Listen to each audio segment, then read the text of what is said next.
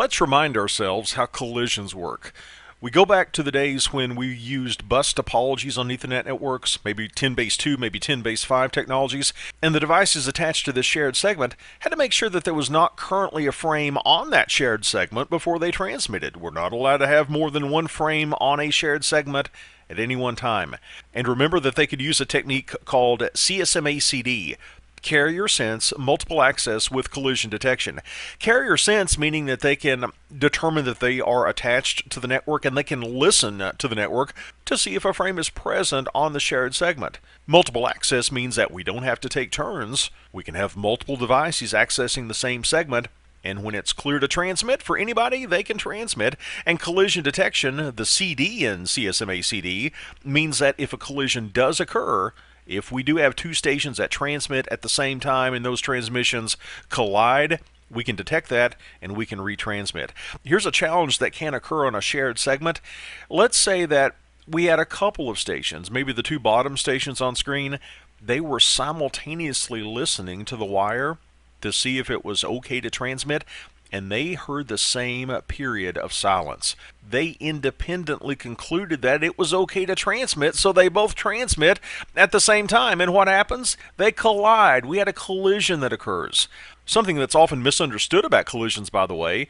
You might guess that as soon as a collision is detected, the remainder of the frame would not be transmitted. The PC would say, "Oh no, my frame collided with another frame. Let me stop." Actually, that device will continue sending that frame. The idea is we want to make sure that everybody on the shared segment knows that a collision occurred.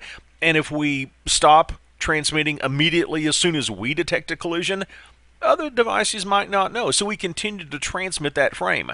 That process, by the way, is known as jamming. Jamming is continuing to transmit a frame for a short time so that other devices on a shared segment can know that a collision did occur.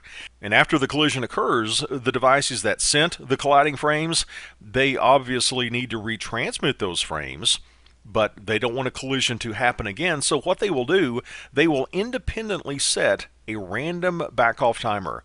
Just as an example, let's pretend that the device on the bottom left set a random back-off timer of 10 milliseconds, and the device on the bottom right set a random back-off timer of 20 milliseconds, and then when they retransmit after these random amounts of time, they're less likely to collide again. That's the way that CSMA-CD can help support multiple devices on the same shared segment.